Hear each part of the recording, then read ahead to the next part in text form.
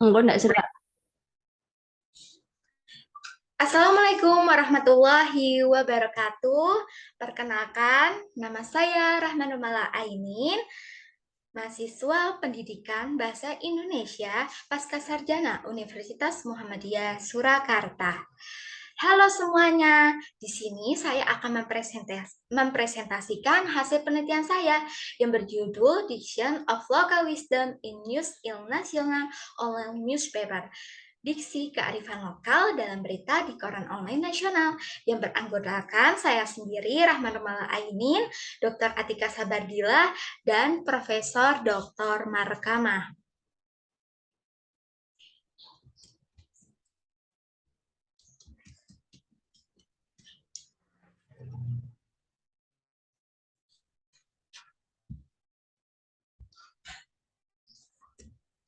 Pendahuluan. Bahasa memiliki peranan penting dan satu-satunya milik manusia yang tidak pernah terlepas dari kehidupan dan gerak-gerik manusia. Karena dengan keberadaan manusia, bahasa menjadi alat komunikasi bagi manusia sebagai makhluk yang berbudaya dan bermasyarakat. Zaman modern saat ini, media online menjadi salah satu bagian kehidupan manusia, salah satunya koran online nasional. Diksi dalam berita di koran online nasional sebagai salah satu fenomena kebahasaan yang menarik untuk dikaji secara ilmiah. Pilihan kata sangat bermanfaat untuk diteliti, khususnya pada berita mengenai kearifan lokal di koran online nasional. Karena pilihan kata sebagai bahasa yang dipakai jurnalis dalam menulis berita untuk disampaikan kepada khalayak atau pembaca. Kearifan lokal dalam penelitian dapat dibangun dari pandangan hidup bahwa mengingat masyarakat Indonesia sebagai masyarakat yang multikultural, maka pemahaman masyarakat terhadap kearifan lokal dalam menguatkan persatuan dan kesatuan bangsa perlu dijaga dan dilestarikan agar tidak termakan oleh zaman dan tidak hilang begitu saja. Untuk metode penelitian ini, jenis penelitian menggunakan penelitian deskriptif kualitatif, sedangkan untuk desain penelitian menggunakan analisis isi. Data penelitian ini menggunakan diksi wacana berita koran kearifan lokal, lalu sumber data menggunakan koran online nasional, teknik pengumpulan data menggunakan metode dokumentasi, lalu simak dan catat. Yang dilanjuti dengan teknik keabsahan data menggunakan triangulasi. Triangulasi yang digunakan oleh peneliti yaitu triangulasi teori. Sedangkan untuk teknik analisis data penelitian ini menggunakan metode padan translasional untuk mengkaji diksi. Dan selanjutnya menggunakan teknik baca markah untuk menganalisis diksi tersebut. Berikut hasil pembahasan bahwa di sini saya akan menampilkan persentase dari kearifan lokal dalam berita di koran online nasional. Yang pertama ada konotasi, lalu denotasi, umum, khusus, istilah asing, kata populer, kata ilmiah, kata konkret, sinonim, dan kata serapan. Yang masing-masing dapat dijabarkan untuk jumlahnya konotasi sebanyak 5%, denotasi 10%, lalu kata umum sebanyak 10%, kata khusus sebanyak 10%, istilah asing sebanyak 10%, kata populer sebanyak 10%, kata konkret sebanyak 18%. Ini menampilkan data penelitian yang terbanyak, lalu kata konkret sebanyak 8%, sinonim sebanyak 6%, dan data yang paling sedikit yaitu kata serapan sebanyak 3%. Yang pertama yaitu kata konotasi. Jadi kata konotasi itu merupakan mengandung arti tambahan nilai rasa tertentu, merupakan kesan bersifat emosional yang ditimbulkan oleh sebuah kata di samping batasan kamus atau definisi utamanya. Jadi konotasi itu merupakan makna kias atau bukan makna sebenarnya. Untuk menunjukkan kata konotasi ini ditemukan data, yaitu Senuteng Sakti sendiri merupakan tokoh masa lalu yang memiliki kesaktian. Ia juga disebut sebagai si pahit lidah. Jadi, si pahit lidah ini berposisi sebagai kata konotasi. Si pahit lidah bukan berarti dia memiliki lidah yang pahit atau merujuk pada rasa pahit, tetapi merujuk bahwa perkataan si Serunting Sakti itu menjadi kenyataan atau bisa menjadi fakta. atau dia juga dijuluki sebagai tokoh yang memiliki sumpah serapah yang apabila ia mengucapkan itu menjadi kenyataan. Itu berposisi sebagai kata konotasi. Lalu selanjutnya ada kata denotasi. Jadi kata denotasi ini merupakan kata yang sebenarnya dan berbeda dari sebelumnya, itu kata konotasi. Dapat ditemukan data kata denotasi ini, yaitu para warga berharap dengan adanya gerhana bulan tersebut bisa membawa berkah bagi masyarakat menjadi lebih baik ke depan. Gerhana bulan tersebut terjadi sekitar 1 jam, sekitar pukul 6 sampai 7 malam waktu Indonesia Barat. Jadi kata denotasi yang ditemukan yaitu kata gerhana. Jadi kata gerhana itu merujuk kata sebenarnya yang memiliki arti gelap sebagian atau seluruhnya. Selanjutnya ada kata berkah, yaitu memiliki arti karunia Tuhan yang mendatangkan kebaikan bagi kehidupan manusia. Dan kedua kata berkas dan kata gerhana berposisi sebagai kata denotasi. Lalu selanjutnya ada kata umum. Kata umum merupakan kata yang mempunyai cakupan ruang lingkup yang luas. Kata umum menunjuk kepada banyak hal. Ditemukan, masyarakat pun diimbau untuk menggunakan bahasa Indonesia, suku Moy, pada setiap hari Kamis.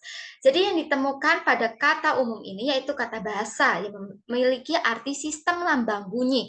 Ini merujuk kepada tradisi bahasa Moy yang ada di suku Sorong. Lalu selanjutnya ada kata khusus. Kata khusus merupakan kata-kata yang mengacu kepada pengarahan yang khusus dan konkret yang ditemukan bahwa pemerintah Provinsi Lampung bersama organisasi sosial kemasyarakatan Lampung bersama menggelar upacara adat Blangkikan di bumi Kedaton Riset Bandar Lampung. Jadi kata yang ditemukan yaitu kata upacara yang berarti perayaan peristiwa penting. Ini menunjukkan dari kearifan lokal adat Blangkikan yang berasal dari Bandar Lampung. Selanjutnya ada istilah asing. Istilah asing merupakan unsur yang berasal dari bahasa asing atau masih dipertahankan bentuk aslinya yang ditemukan pada Festival Tujuh Sungai.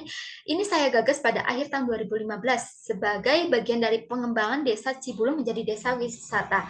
Dan yang ditemukan diksi untuk istilah asing yaitu kata event. Event berarti peristiwa. Kata event ini berasal dari kata bahasa Inggris.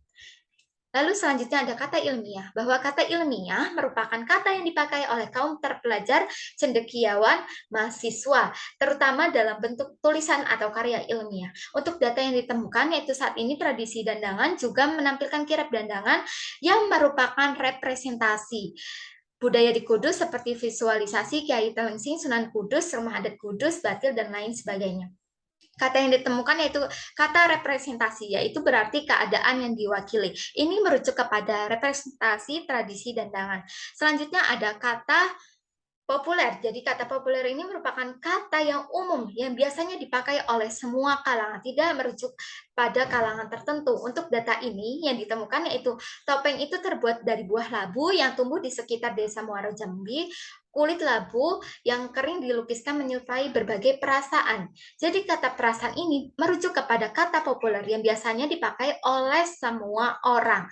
Ini menunjukkan dari tradisi topeng labu yang berasal dari Desa Muaro Jambi, Provinsi Jambi. Ini sebagai kearifan lokal khusus. Lanjut, selanjutnya yaitu sinonim. Sinonim merupakan persamaan kata atau lawan kata dari kata antonim.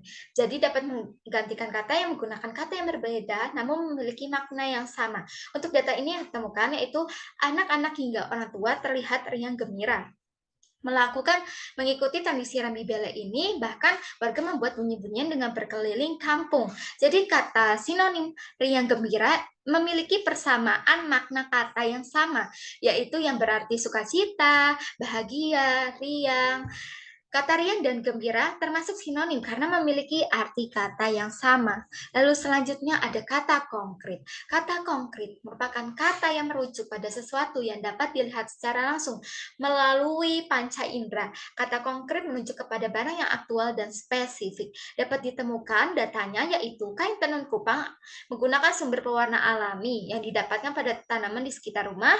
Warna biru didapatkan dari daun nila, warna merah dari biji pinang, akar daun mengkudu atau kulit manggis, serta warna hijau dan abu-abu dari daun suci. Jadi, Kata kain ini merupakan kata konkret. Kata kain merupakan sebuah kata konkret karena mengacu pada objek nyata, sehingga mitra tutur memiliki gambaran yang hidup melalui panca indera yang bisa kita lihat. Lalu yang ke-10 ada kata serapan. Kata serapan merupakan kata dari bahasa asing yang telah disesuaikan dengan wujud atau struktur bahasa Indonesia. Jadi dapat ditemukan dari data dukungan dari Kementerian Desa Tertinggal memberikan dukungan dan motivasi kepada anak-anak muda milenial di pelosok Flores Barat untuk membangkitkan kearifan-kearifan lokal khas orang Kolang. Jadi, dapat ditemukan bahwa kata motivasi ini berposisi sebagai kata serapan karena berarti dorongan yang timbul pada diri seseorang secara sadar atau tidak untuk melakukan suatu tindakan dengan tujuan tertentu. Jadi, kata serapan motivasi berasal dari bahasa Inggris, yaitu motivation. Untuk kesimpulan dari penelitian saya bahwa koran online menyajikan variasi dan produktivitas bahasa agar terciptanya komunikasi penulis dan pembaca terjalin dengan baik, maka penting untuk penelitian ini mengenai penggunaan pilihan kata atau diksi. Pilihan kata sebagai bahasa yang dipakai oleh jurnalis dalam menulis berita untuk disampaikan kepada khalayak agar tidak menimbulkan ketidakjelasan atau kesimpang siuran. Maka dari itu, berdasarkan hasil dan pembahasan penelitian di atas, dapat disimpulkan bahwa penggunaan diksi dalam wacana berita koran online nasional kearifan lokal seperti Kompas, Hindu News, Tempo, Merdeka Indonesia, Rakyat Merdeka, Republika, dan Suara Karya yang dapat ditemukan sebanyak 10, yaitu kata konotasi, denotasi, kata umum, kata khusus, istilah asing, kata ilmiah, kata populer, kata sinonim, kata konkret, dan kata serapan. Untuk data ini, kata ilmiah dalam wacana berita merupakan diksi yang paling banyak ditemukan, sedangkan yang paling sedikit yaitu kata serapan. Terima kasih, cukup sekian presentasi seminar saya pada kali ini.